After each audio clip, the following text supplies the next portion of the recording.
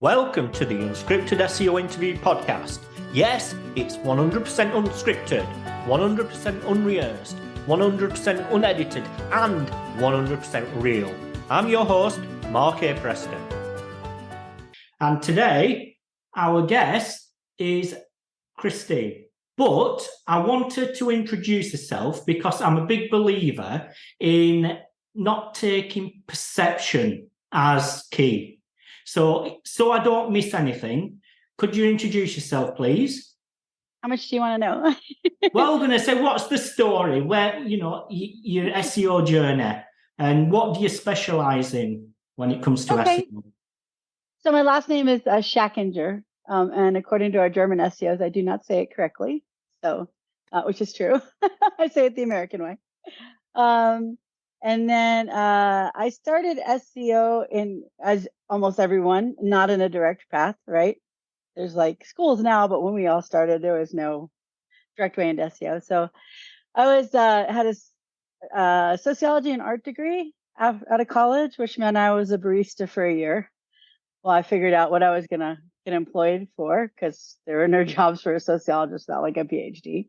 And so someone had an ad in the paper for a web designer and HTML person.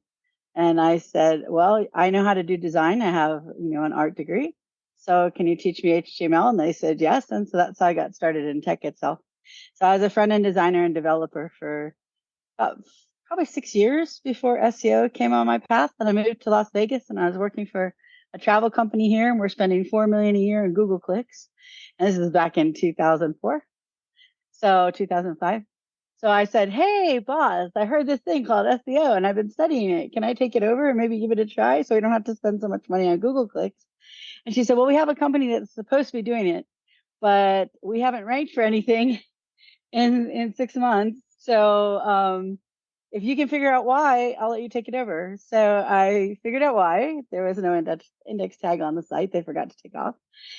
And so she gave it to me. So that was added onto my skill set. So at the time I was doing hand coding, front ends, design, accessibility, usability, UIX, and then I added SEO. And then over the years, just when you go out on your own, designing websites is really kind of a pain for people when you're just by yourself. And because there's like 15 people that'll give opinions and it never gets finished. So I told one group, I'm like, if you have 13 people in the committee, 6 months from now, you will not have a website. And they had 13 people in the committee. And 6 months later, they did not have a website. So I decided it's probably better to get out of the website and just focus on SEO. Mostly I still do, was an accessibility lead for the federal government for 3 years. So I dip in and out of that. And then I also still build WordPress sites and but small ones, small businesses and stuff. So, and then about when the first algorithms started coming out, the big ones, not like Florida way back in the day, but like Panda and Penguin, and we changed to Hummingbird. Hummingbird was added, all that stuff. I found doing forensic SEO and finding out how to recover sites was super interesting and super satisfying because people, businesses are figuring out that they're not going to last very long if they can't get out of that hole. As we all know, it's like a 70 to 90% job generally. So I find it was super interesting, but I do all the regular SEO stuff too. I do day to day, I do site migrations, I do strategies, I do growth strategies, all the normal stuff. Only thing I don't do is I don't do link acquisition. I can tell them how to do it. If they have a team of like people, they can do like PR and outreach, but that's a whole set of skills and relationships that you have to have. So, and as a solo practitioner, that's a little bit too much for me. And then what I do is when I do full scale SEO and I can't do all the things, I bring in people like at our level to do those projects for clients and then work with them directly. So. Wonderful. Now you mentioned there forensic SEO. Is that similar to problem solving, or how detailed do you go yourself? Oh, with forensic SEO, I'm talking about basically site auditing for recovery. So I do a lot of site audits. I always audit a site before I do any SEO on it because I don't do cookie cutter SEO. So I tell the client, like, we do an audit first, we reduce, your costs, and we put your money where it needs to be. So I do site health auditing, which is forensics, but the real forensic are on the site. The algorithms roll out, and then they devastate a site, and then figuring out how to recover a site. So So I know how most ranking systems work well enough that I know which levers to push to get the site back. Some of the newer ones we don't know enough about yet, but we have ideas. And then also manual actions as well. So, like one client came to me, they've been down for like 24 months on a manual action. And it took us 2 tries, but we got all their traffic back. And then the craziest one I had, if you want me to take a minute, do you want me to take a minute? Go ahead. The craziest one I had was a $2 billion company. I walk in and I see that their fourth most trafficked keyword doesn't make, it's just 4 letters, but it's not in their catalog. It's not one of their products. It's not in any of their descriptions. So I go search online and it's a porn site. And I find out the site is what they call a cross-scripting vulnerability, which means someone's able to divert traffic to their site by using the position of this site. So therefore, the biggest keyword was a porn term on a vulnerability that had been on the site so long that the Department of Justice had fined them for it 8 years earlier. And one of the big hackers in the world wrote an article about it, but it was still there. So we go in and find out that they also had an open search box. This is what forensics is, right? You follow the keyword, and then you find out it's a porn site, and you find out there's an access vulnerability. And then you find out that their search box creates pages that are indexable, and any words you put in there go in the title, the description, the H1, and the URL. So that had been on the site for 20 years. So the site had 20 years of spam pages, but because it was a React site, they had no catalog of those pages. There was, unless you could crawl it, there's no way for them to know the page exists. That's why I always tell people with React sites, every time a page is created, make sure you record that in a database. So we found out everything from like ringtones to Mozilla downloads to things I'm not going to say on your program, to really, really bad statements against religious figures. And then, of course, this porn spam, and then found out there were 13 million Russian porn spam links. And because they matched the page, the words, Google didn't discount them. So they were ranking.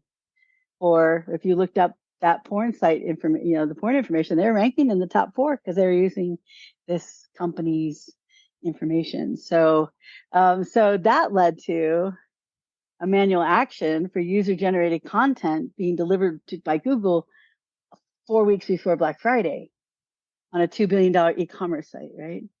So fortunately, I had gotten the VP to agree to fix it. Took a little bit of finagling back in June. So we had already started, but we weren't there yet.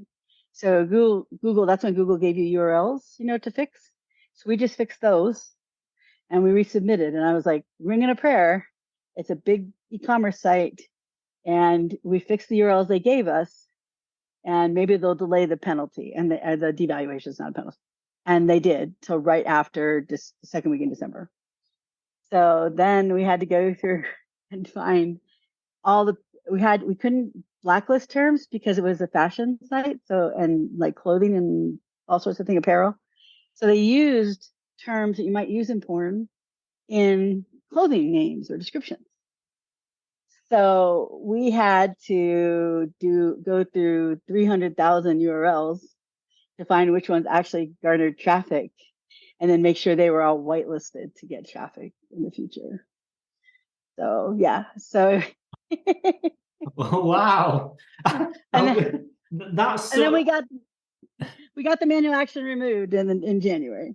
We did all the work in December, got it removed in January. But yeah, so that's a forensic SEO. That's not going through and just like, just doing the regular stuff. That's like, let me check your site, audit it, and see what problems you have. And a lot of sites, more often than you think, have serious issues they don't know about. So. Yeah, I'm going to say over the years, I've come across a lot of unexpected things on sites when I've looked at it. Hacks, you name it, we come across, but often it's not obvious. So when you come across a scenario where, that site's tanked or something's happened, I mean, where do people start? I mean, what's the starting point? And they go from there when they, auditing the site. Well, I'm doing a talk on it at Brighton SEO San Diego, and that's anomalies. So a lot of people in SEO, and just general speaking, but I have an academic background, so it's sort of my nature to look for the anomalies because I did everything for a PhD except the final dissertation. So I spent years in academic research methods, all that sort of stuff. So when my eye sees an anomaly, it goes, well, what's that about? And if I can't answer it, then I look into it, because those 4 letters being the highest, the 4th largest keyword term on the site, everyone just overlooked. But I was like, well, what is that? That doesn't make sense. That's not a product I've ever heard of. That's not anything I know that they carry. So let me check into that. So anomalies are often the key to really big site issues. And they don't always mean there's really big site issues, but I have to know the answer. I go down the rabbit hole and I have to know the answer to the anomaly. Why is this performing this way? And if it's performing oddly, whether it's in the data or whether it's on the site or whether it's, just in visits, or, you look at GSC and the page is like, all these pages just dropped. Like that was one site and there was a core update and we found out all those pages had a big technical issue. So those anomalies lead you down the rabbit hole to like the bigger issues, generally speaking, and the uncommon issues. I check for all the regular stuff too, but right before I deliver an audit, I check all my anomalies and make sure that all my anomalies make sense. Okay. Now, there's a lot, there's a lot of things happening with Google at the moment. Loads of updates, loads of things. Obviously machine learning's been here for quite a while. AI, you name it. And I feel as though a lot of SEOs are just confused. Do you feel that, I don't know, there's so much happening at the moment, and with the SGE, what's your take on things? What's your mindset in regarding Which what's part? going on? Which part? There's a lot I'm of going to say that it's like, I don't know, it's just like this, it just feels as though everything's just sort of come at us all at once. But I know yourself, you've been heavily involved in the research and how Google works, and the background and machine learning and everything. Is it just, I don't know, I just feel as though it was always going to happen. It's just all this machine learning and everything that's happening in the past is what's brought us here. Do you feel the same, or do you feel as though there's a definite connection with, obviously AI has been pushed onto Google, but how do you think SEOs need to start handling things moving forward? Well, just one thing about the Google. So a lot of people think Google was behind because ChatGPT came out, but he just dumped it on the whole world. It's not like it was like new. It was version 3.5 that we got, right? But Google actually wrote a paper, and I can never remember the order. It's making dilettantes out of debutantes, or debutantes out of dilettantes, and basically talking about search and where it needs to go, and machine learning and large language models and all that. It was 2018. And that's where Sam Altman got the idea to go forward with ChatGPT.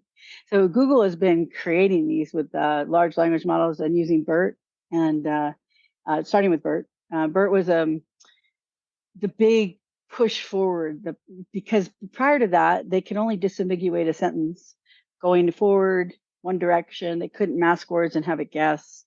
And so it was very slow, it was very time consuming, it was very expensive. And so BERT allowed them to just mask a word. And if I say, I'm going to go buy blank and eggs in the United States, you'd say bacon and eggs, most likely term. And so it could determine those, but it doesn't have an understanding of the sentence. It just knows from patterns that that's the most likely word. So that accelerated everything in the large language models and the machine learning when it comes to language, because now the costs were greatly reduced and the process time and the amount of processing was greatly reduced. That's kind of the forefather of all that happened. But when it comes to AI and search, we'll talk two sides of it. One, using AI in SEO. Use it for, don't use it for, okay, here's how I say it. Don't use it for anything super important. Like if you have a page that needs to convert, handwrite those titles and descriptions, because you're converting people from the search, and nobody knows a human better than a human and can do those turns of phrase and things like that. If you have 1,000 blog posts that don't have descriptions, sure, use it for that. Use it for ideation. Use it for newsletters or outreach emails that don't matter, where you don't need a human touch. Don't do it wherever you need a human touch. Never do it without human review because they make things up. There's a lawyer that's losing his license because he allowed ChatGPT to write his briefs, and it just cited things that didn't exist, law that didn't exist. Because it's not a search engine. A lot of people mistake it as a search engine. It's not. Search engine goes out, you put a query, it goes out, it comes back with the data matching your query with all the ranking factors, everything else. But large language models, all they do is the most likely predicted word in a sentence. Now you can change the temperature to get a less likely word, but that's just the most likely word. So I'll see people in our industry go, I did keyword research with it. You can't do keyword research with it. It's not doing keyword research. It doesn't do analysis. Now there are plugins that might be able to help you using the large language model to pull in that data and rewrite it for you. That's different. But you're not doing keyword research if you go to ChatGPT and do, like, say, give me keywords. It's just not. So the other thing people have to be careful about is not using it for direct content. Because although Google said we're fine with AI, they said we're fine with AI with lots of caveats. And John has been going around for the last 3 to 4 weeks saying AI is a anchor on your site. AI just rehashes and regurgitates, or large language models regurgitate what's out there, which is true. They can't go outside their training. They can't create. They can't make up something new. They can only do what they were trained on. And what does Google need with 1 trillion pages to say exactly the same thing that everybody else does in just a different way, right? But also the helpful content update is directed not at AI, but what AI can't do. So some people say, well, they're not detecting AI. You're right, they're not. I mean, they can, but it's too big of a problem, large scale, right? Trillions of documents, trillions of queries, it's too large scale. But some of the things in the helpful content update are things like originality. But large language models can't do originality. As John said, they just rehash the web. So if you're trying to make your content useful and helpful and add human experience, you can't do that with a large language model, right? So and some people are like, oh, mine rank really well. Sure they do. Just like when Penguin came out, not every site that bought links got hit, but a lot of the sites that bought links got hit. And I don't think if they think you're using AI that you're gonna be able to come back that quickly. You're gonna have to rewrite it all. So anything that's search engine facing that you need to rank, don't do it with AI. Like, use it for ideation maybe, or if someone's gonna edit 90% of it, but they can detect how the AI writes, because I hope you don't mind me quickly mentioning, just because the guest is on our podcast, the webcology one I do. Okay, cool. So we do webcology with Jim Hedger, and there's a guest, Gavin Klondike, he's from the AI Village at DEF CON. He's an AI researcher, a large language model researcher, and he explained like how they can detect it. And one of the things is called burstiness. So humans write in different patterns, and we use mixed metaphors, and we do things that are just not grammatically like always 100% correct. It's a burstiness. Like we write short and then long and short and then long, or maybe a little and then a very long paragraph. So it's not always the same. The patterns are not the same, but AI writes in a very predictable pattern and with very predictable words because they use the most likely word. So Google does have, came out in 2022, I believe it was, an algorithm that does look for content that's being rewritten using AI and is published again. So they have a specific set of algorithms for that, so they can detect AI. Because otherwise they wouldn't have that algorithm, right? And that was an article in Search Engine Journal, I think, or Search Engine Roundtable. So you don't want to use it for that because you don't want to take that chance. These like the helpful content evaluations are like 90%, 80, 90%. And you're out of the rankings for 2 to 3 months. They'll sandbox you now for that. So there's no recovery for at least 3 months. And then after that, you have to wait for them to recall, rescore, and then redo the algorithm. So you're probably talking 6 months down. And it's applied based on the percentage of pages it found not helpful. So if it's 10%, maybe you only lose 30% of your traffic. And these are just arbitrary numbers. But if it's 50% of your pages, you might lose 90% of your traffic. You have to rewrite all of that with humans. And then you have to wait. And you're going to be waiting probably 5 to 6 months before that gets reevaluated. And small to mid-sized businesses can't afford Google ads during all that time, right? So that's why I'd say be careful there. As far as the large language models themselves, be very aware that they hallucinate. They make stuff up. That's the real term for machine learning. I know you know that, Mark, but if someone doesn't know, that's literally what they call it. So just make stuff up, because if it doesn't, it's not a search engine, so it's not pulling back information. It's just the most likely predictable pattern, right? Also, there's no copyright on anything you create with AI. So you can, in EU or the United States, as of like 2 weeks ago, in the EU, I know, I haven't checked since, in the United States as of this week, there's no copyright. So whatever you put up there, you do your images, or you do in Discord, on Midjourney or DALL-E, and then you go to ChatGPT and you put all that up, anyone can take it and you have no legal recourse. So you don't want to do anything that's important, like branding. You want to brand, create your logo with, like Midjourney, and then like create your branding information like with ChatGPT, because anyone can steal it. So, and it's not stealing because there's no copyright. So, and then also just be very wary. They don't do citations. So like Bing and Google have separate processes that put in the citations at the bottom, or put the links in to the SGE and Google or the Bing chat. That's not the large language model. So if the large language model gives you a citation, it's just making it up. Now, maybe it's right, because maybe it saw it enough times that it's putting it in as a predicted citation. But it's also probably very, very wrong. So the most important thing I say to anybody working with these is human review of everything. Make sure you do human review for biases. There's biases based on gender and race and age and just stereotypes. Like one guy, I was on a panel about AI this week, and he did a search for like plumbers, an AI like brought back the images, and they were all like bearded men in their 40s with pot bellies. And he's like, maybe, I guess, but so you want to make sure, you want to really be careful about the problems of homogenization. If you ever notice on Midjourney, unless you ask it, every woman looks like some supermodel, right? Like they all look like supermodels, right? So, and all the men look like they came off of a romantic cover storybook thing, so romantic novel. So yeah, so you just want to be careful of those things. Yeah, I think when obviously AI content tools started to become big, and sort of lots and lots of people jumped on it and think, oh well, we don't need as content people anymore. We can just, for $20 we can write all the content, we can use it. And I think the amount of content being published suddenly expanded massively. And I think obviously Google had to look at this and think, well, we need to do something about it. We can't just, keep indexing the same old stuff over and over again. But one thing I've noticed myself is it's the sites that's done better out of everything are sites that's a real business. They've got the EAT, fine. It's a real business. And I found the sites that what I say content sites but there's no like specific brand behind it, are the ones that sort of been getting hit.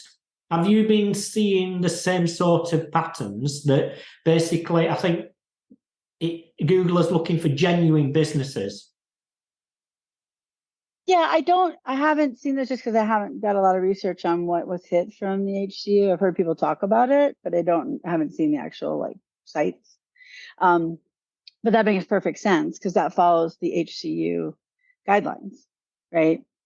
And they want to, so right now, I will be honest, I think Google search results right now are horrifically awful. Like I was looking for the regional manager of my apartment complex yesterday. I got stuff from 2001, 2008. I got stuff in other states, even though I put Las Vegas, Nevada in the search. So there's something really broken right now with Google.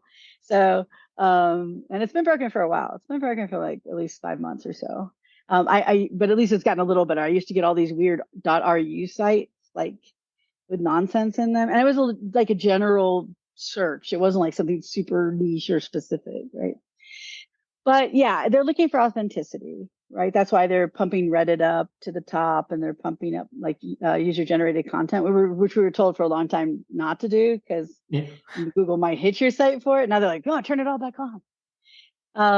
I don't find it particularly useful to get a Reddit result. Like they're like, oh, everyone's searching for Reddit, so now we'll bump up Reddit. And I'm like, I don't need Reddit. I'm looking for like my DMV. I don't need people's opinions on my DMV. So I don't. I think they're in a bit of a conundrum about what to do, because last year, before ChatGPT came out last spring, not this past one, but the year before, John was on Twitter, and there were people saying, my content has been sitting here for 3 months and nothing's indexed. And John said, well, it doesn't have to just be good quality content now. It doesn't just have to be good technical and links. You have to have useful content. Now, this is before the HDU came out.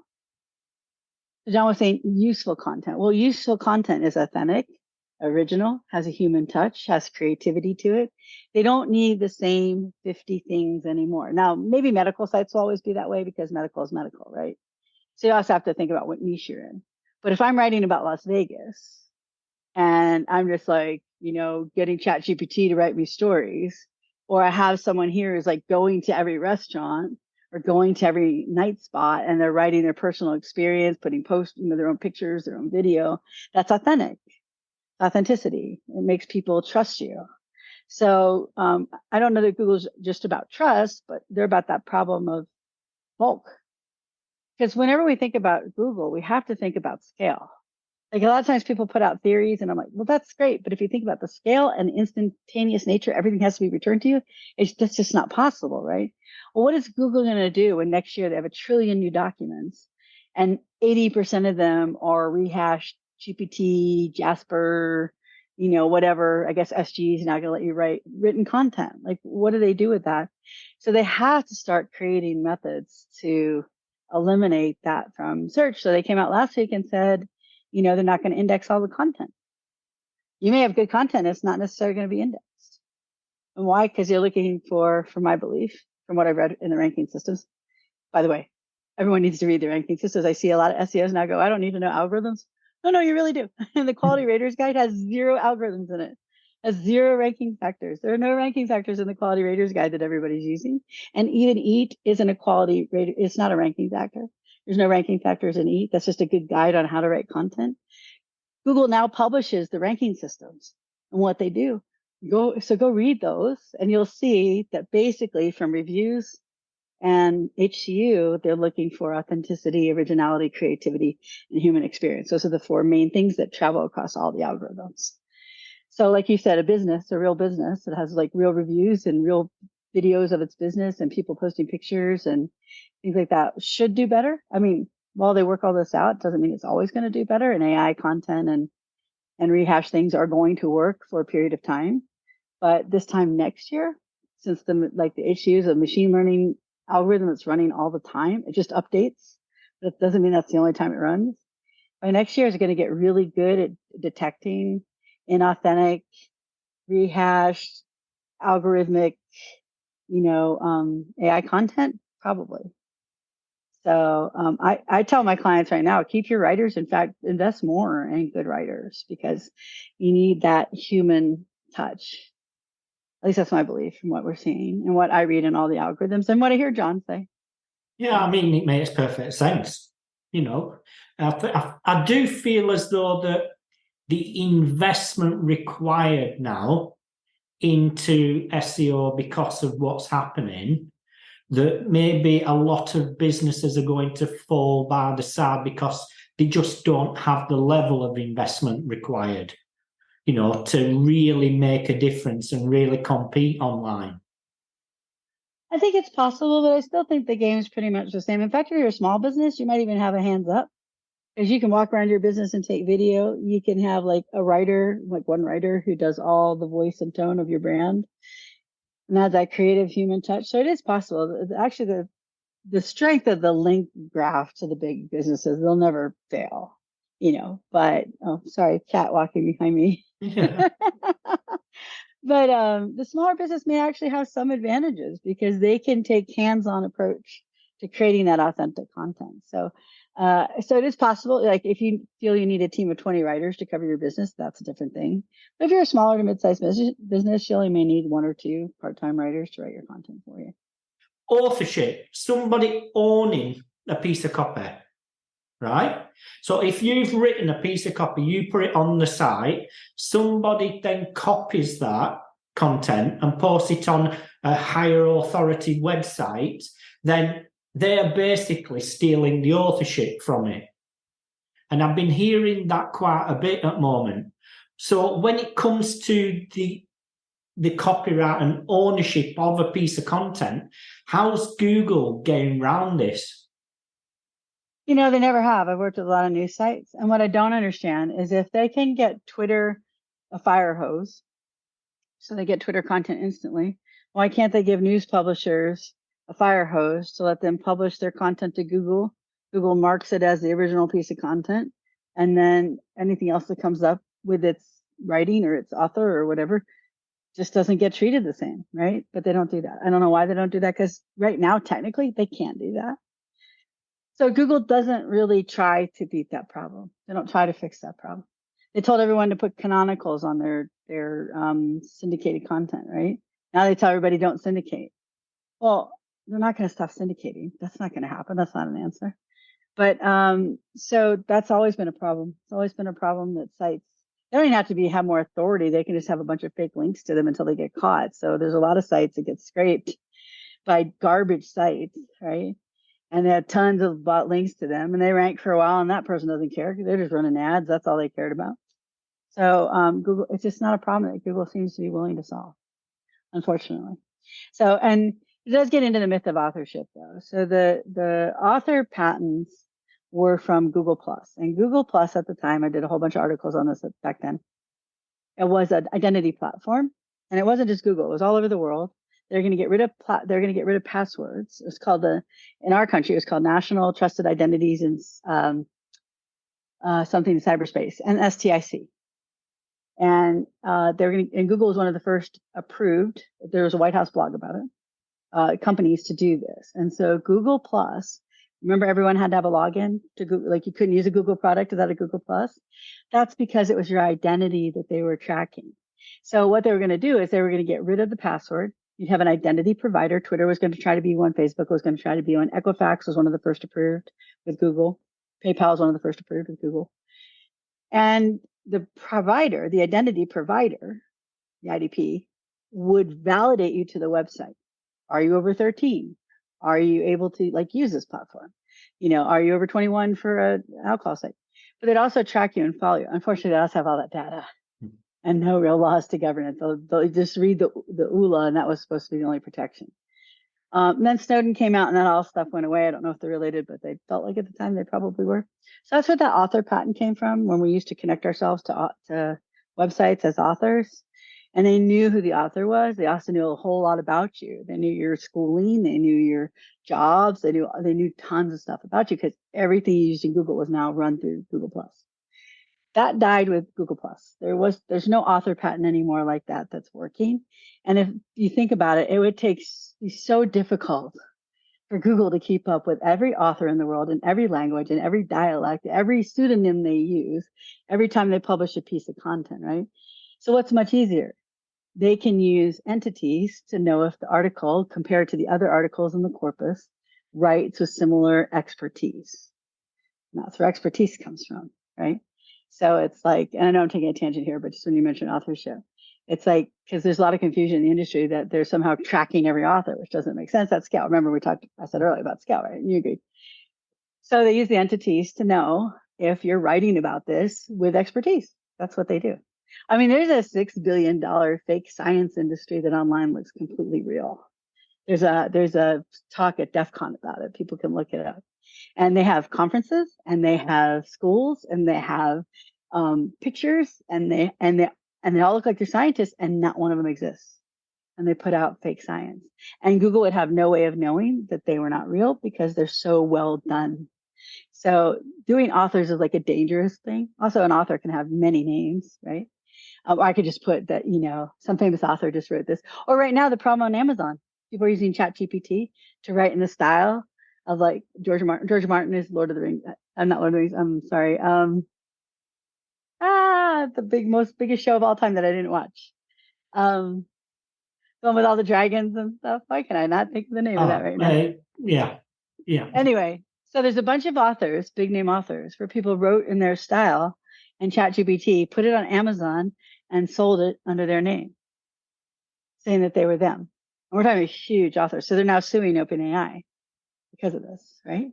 So authorship is not a way that Google checks like the legitimacy of something. They use like the expertise, but when it comes to who published something, they don't track it well at all, and they don't seem to care to fix that. So if, say, for instance, I wrote an article on pets and publish it on a pet website, it because doesn't Google relate me as a person, as the author, to SEO, because that's what I'm known for and talk about. So it looks a bit odd talking about something else and publishing about something else. Is there some sort of connection between personal branding and what you usually talk about in the topics you talk about? Not in that way. Think about all the writers who write for newspapers and write about things, different things every week, right? So it would be like, oh, you newspaper author, we demote you because you wrote about the local fair last week and now you're writing about government, right? They write about different things. Authors write about different things. Writers write about different things. In the reverse, though, well, two things. One, if you're a really well-named author, because I've seen people say, oh, author works because we got all this increase in search, right? We use famous people. Well, sure, if you have famous authors, their entity knowledge graph is much bigger. So they'll come back for more terms because they have much more that's related to them in the knowledge graph, right? So they know that you write with expertise already, but they do know that this person's name, but also I can put that person's name on any article. There'd be no way to prove that they didn't write it. So, it wouldn't be a trustworthy signal for Google. As far as you writing about different things, no, but if you're writing on a site that writes about all these different things, like a guest post site, then that is a signal to Google, because the site has no niche.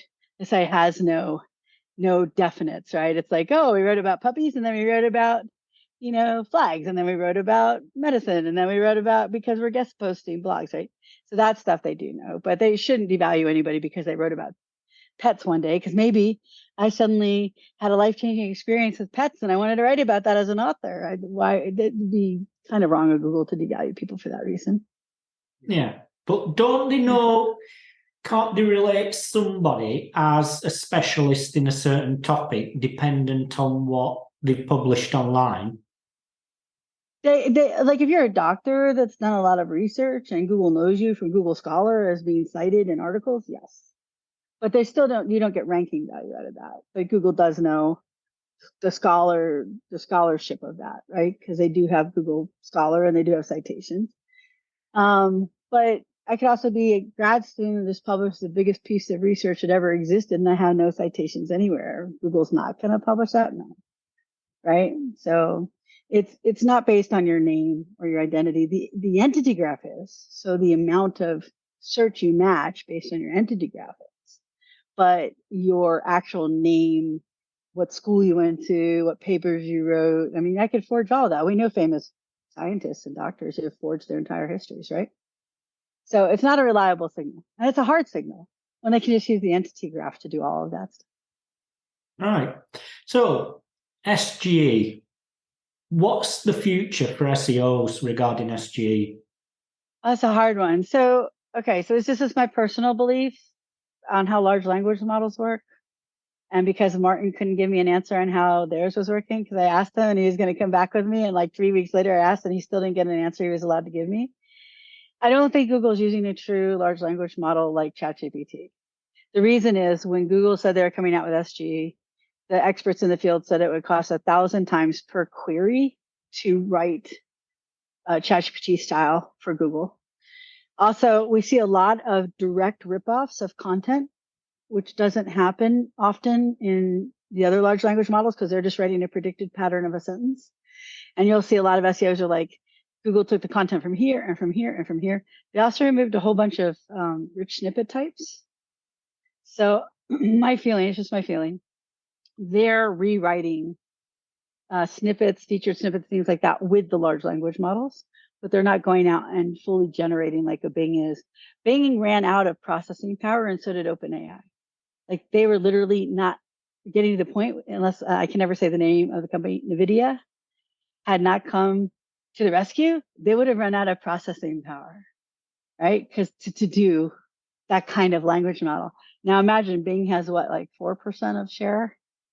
Imagine like 96% of the world is doing search on Google with a language model that Bing ran out of processing power for, right? So I have a feeling there's a little bit of, I don't know what the right word is, smashing going on in Google.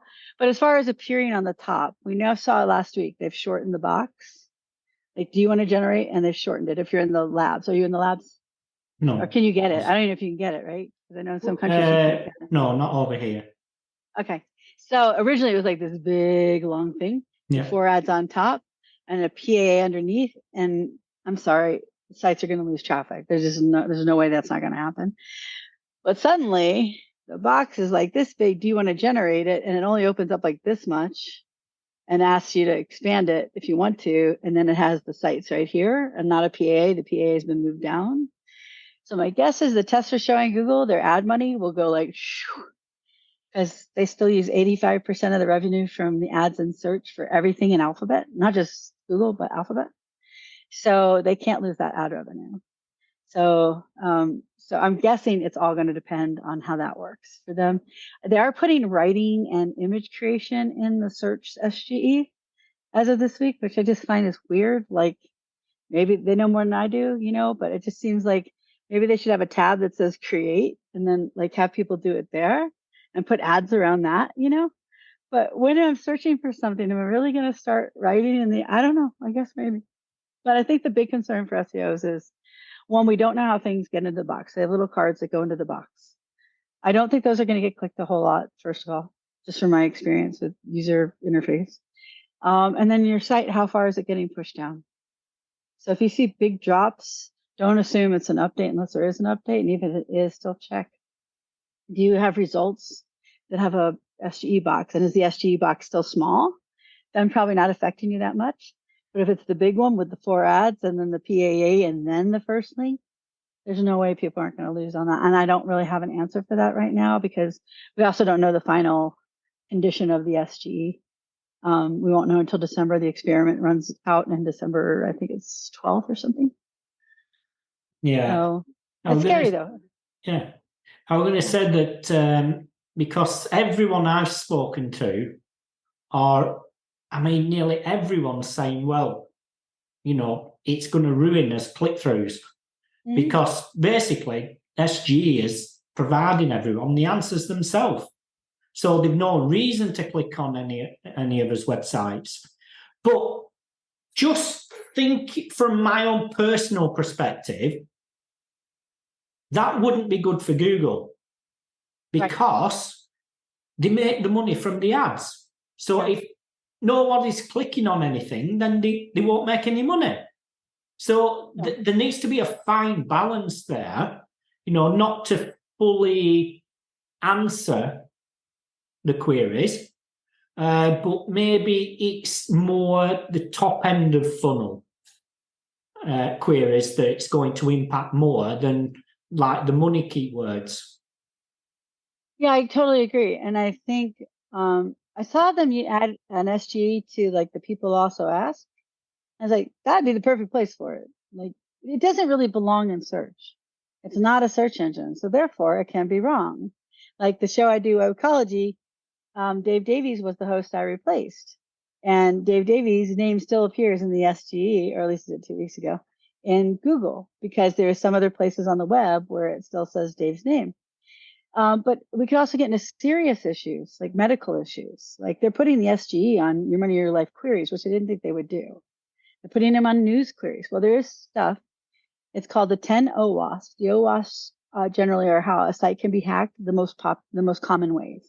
So for a regular site, that's like cross-site scripting and things like that. And they're listed and you test the site for those. Well, there are 10 OWASP for large language models and how you poison them, how you data break them, how you make them give you information that they shouldn't. But like 2 weeks ago, Bing ate itself. So Bing's chat, the snake ate its tail, right? Bing's chat had a false piece of information in it about a mathematician I've never heard of. A mathematician went, oh, look at this. He's also an AI researcher, posted in a blog. The Bing search picked up the blog information as factual and returned it in a search result as though it was a factual piece of information. It's a really dangerous loop for something that hallucinates. And they don't think they can get rid of that problem. They don't think they can get rid of it making up stuff. Like I follow a lot of AI researchers on LinkedIn. They say, they have papers that have written, we will never get rid of hallucinations in a large language model because it's just predictive text, right? So I think it's dangerous for Google to put it there. I know they did it because they put out Chat GPT and then there was Bing, but you know how much market share Bing's gotten from having that there? 0% market share. You know how much the usage has gone up? 14%. So their costs have gone through the roof. OpenAI just 2 months ago, they thought they might go bankrupt this year because of the cost of Chat GPT. Also, these are heavily environmentally, what's the right word? There's very heavy resource load on water and electricity. You thought like crypto used a lot of those things. This is like that on steroids. It's environmentally not a good thing. So I don't know how Google's gonna go forward with all that. But yes, if the SGE is sitting on the top in the full expanded version, it will destroy clicks. If it's up here and it's like generate it yourself if you want to, I find it annoying. I find a lot of people find it annoying. Sometimes it's helpful, but it's rare that I really need it. I'd rather go to a search result where I can read an article and get more information. It's not just this one piece. So I don't know. It just depends on how regular people interact with it, because I'm not a regular person that way. But I don't know what you think, but I just feel like it just totally depends on how Google decides to implement it and how destructive it'll be. But if it's fully implemented as an expanded mode, fully written out, whether this big, I mean, they literally take up like a third to half the page. It'll destroy the clicks underneath. But what happens if Google destroys the clicks underneath? They're not going to buy ads because they won't be able to afford to, right? So if you take away all their traffic, they can't buy ads. They're not going to just buy ads to make up the traffic because they can't. And where are those ads even going? The 4 above, which everyone's going to blind, you get this blindness, so you'll skip it. That's what happens. That's why Google's always changing the placement. And if you look in the SGE place where they put things, no one's going to click on those. These tiny little cards that are barely readable with like a little half a title. So I don't know. It's really hard. I honestly think Google, my personal opinion, was shiny object chasing, fear of like big, like everyone taking them over. And it turns out neither ChatGPT or Bing have done exceptionally well with it. And Google probably should have found a really much better, thoughtful way to add it where they wouldn't be the parasite. It's always mutually parasitic, right? Like Google uses your content, they get ads, but you get traffic. But if Google is just taking your content, writing SGEs, and then you're not getting any clicks, what's the purpose of Google for anybody but Google? And at that point, and they're also under a big antitrust lawsuit right now in court, like this week. So I don't know. I know what you think, but I think it was. I was going to say that, well, stripping it right back away from SEO, I just think it's going to take a lot for people to understand how to change their search behavior. They've had this box for forever and they've had results, and suddenly if they presented from an outside perspective, if they suddenly see this page and it's like, oh, looks like a circus, it's everything, I just feel as though there's a bigger impact here beyond just where they lay things out. I mean, I think it's going to take a lot for the normal user to start using the conversational search, because that means they have to change the whole behavior on how they search. And how many times when it brings back something incorrect, they decide never to use it again because they can't trust it. And it's going to bring back incorrect things. It just cannot not do that. It doesn't fact check. So when Google came out, was it? Yeah, Google came out and said they're going to highlight things that are commonly known and not commonly said. That's their consensus engine. So for the featured snippets, I know you probably know all this, but just for anyone listening, for the featured snippets, they have a consensus engine. And if it doesn't fit consensus, they wouldn't put it in a featured snippet. They didn't use it anywhere else, just in the featured snippets. But they're using it now, it appears, and that's the box to show you what's common and what's not common. It's not a fact check. So what happens if I believe the uncommon thing? It just confirms my bias, and then I find out Google was wrong. And what if it was something important? Medical or financial or any of your money or life stuff, news. What if right now I can guarantee you there are nation states that are data poisoning, which isn't hard to do with large language models, data poisoning large language models to get them to say things that support narratives. When Google returns that result to people, will they trust Google? Like I could damage Google's entire brand reputation, right? There was somebody at ChatGPT. I always love this story because it's so SEO 2000. He did white on white text, right? And this is before they took the break at ChatGPT where it would ingest URLs. And so he did white on white text. He put a special phrase in there and he gave it the link. And then I don't know how long he waited, a couple of days or whatever. And then he went back and it was there, right? This special phrase he put in. Now think about brands, information, news. If you can make the models do that, ingest your information as the SGE, then there's a lot of damage that can occur too. So I don't know what the breaking point for users should be with Google to go, I can't trust Google anymore because I use this SGE box and it gave me the wrong information. Yeah, I think the whole fact checking thing is such a just interesting topic for me, because if, as before, you did a search and you clicked on a website and that were it. But now surely Google has to create something relating to fact checking just so they don't get sued. And so they can't. Because now Google themselves are presenting the information, not third parties. So if, for instance, I search something and Google gives me something and I go ahead and follow that information and it, damages something, then, there's a whole legal ramification behind that.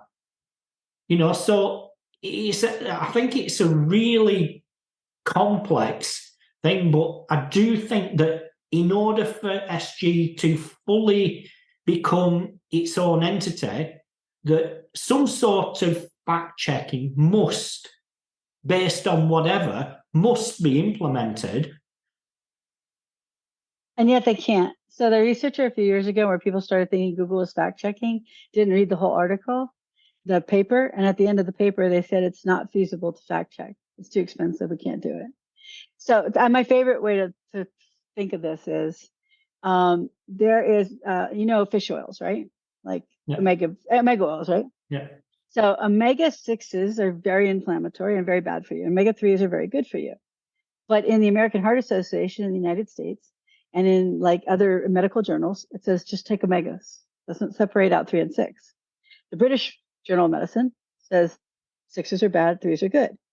So how would Google determine what was the fact? Both are highly reputable journals, medical journals that they've been published in, but the new information, the less popular published information is don't eat omega-6s, don't eat, they're called PUFAs, polyunsaturated fats, and they cause inflammation. Like we need very little, and the American diet is 16-to-1 ratio, and it's supposed to be a 1-to-1 ratio, right? So 1-to-1 is fine. Your body needs that. 16-to-1, highly inflammatory, heart disease, diabetes, all these other things. How would Google do that on every fact in the world? They can't. They can do the consensus model where they're like, a lot of people wrote about this. A lot of people didn't. But let's just take ourselves out of our history. The United States, slavery in the 1800s would be a common thing, right? So if there was a Google search engine, the most common pages would be like, slavery is good, and this is why you should have slaves, right? Obviously, horrible, horrible, horrible thing. And I'm using this as an extreme example just to make it really obvious that you can't easily do consensus either, because what's true today doesn't mean it's right or true tomorrow, literally. Like AI literally changes every single day, right? Try to keep up with AI with fact checking and consensus, right? So that's why I think it is dangerous, and just like you said, legally, to be putting it on your money or your life queries, because Google judges your money, your life at the query level, not at the site level. So they know what queries are considered your money, your money, your life. Keep it off those. Why would you put it on that, right? But that goes back to my belief, which is it doesn't belong in search engines. If it's a separate tab that's like our AI engine, great, put all that there. But it's not a search engine, and what you put in that box is going. I just published a graph yesterday from an AI researcher on the comparisons on how wrong they are, and like none of them are good. They're all like over 60 to 90 compared to each other in how wrong they are, how often they're wrong. So it's, yeah, you're right. It's a big legal issue for them. And so I think as SEOs, we just have to follow and keep abreast of what they're doing to know which way to pivot, because it's going to change, and it's going to change based on ad revenues, legal issues, and antitrust issues. Those are the three things I think are going to be the big movers for them. Wonderful. Well, the time is absolutely rocking on. I mean, I could go on forever with these subjects, but obviously we have to call it a day sometime. Yeah. Now, is there anything that we haven't covered already that you feel is super important for the people listening and watching this needs to know? No, I think we covered most of it. I just like to reiterate that just a couple of things. One, go to Google's ranking system pages, learn the ranking systems, click off little blue links for each one so you understand what the algorithms are doing. Two, the thing about EEAT and the Quality Raters Guide is actually written by Google on those pages that they don't have ranking factors. So they're great guidelines to like how to write like content. They're just not an action manual. Like here's how, this is a car, not this is where you put the steering wheel, right? So there are a lot of things in there because the Quality Raters Guide is just a QA testing document for quality raters when Google makes an algorithm tweak. And suddenly SEOs thought it was like the secret to the algorithms. And John is, every single Google person has said it's not, but it's also in the documentation that says it's not. So just be careful not to use that as your only information on how to create a site. Learn the ranking systems so that you know what Google's really looking for with the algorithms that rank things. And just with the AI content, Google has the HCU, and I'm sure they're going to have more and more algorithms are going to try to keep out regurgitated, rehashed information. And it doesn't have to always be AI content. You can just do that yourself or with spinners or whatever you're using. But invest in human writers for your content that needs to rank. Okay. Brilliant. And is there anything that the audience can do to help you? And where can they find you, and what sort of conversations would you like to have with people? Oh, that's nice. How could they help me? Hire me for audits when you need them. I love doing site audits. I'm really good at finding things, and I'm really good at recovering sites. I have very high success ratio. And then LinkedIn is a really good place to find me for business stuff. My Twitter tends to be more personal in nature.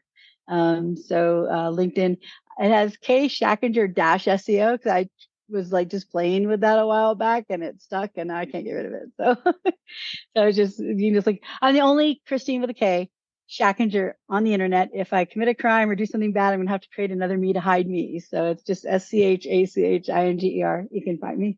So, and Webcology, our podcast. Wonderful. Well, many, many thanks for joining us today. And it's been super interesting. Well, thank you for having me. I really appreciate it. Thanks. You've been listening to the Unscripted SEO Interview Podcast with me, Mark A. Preston.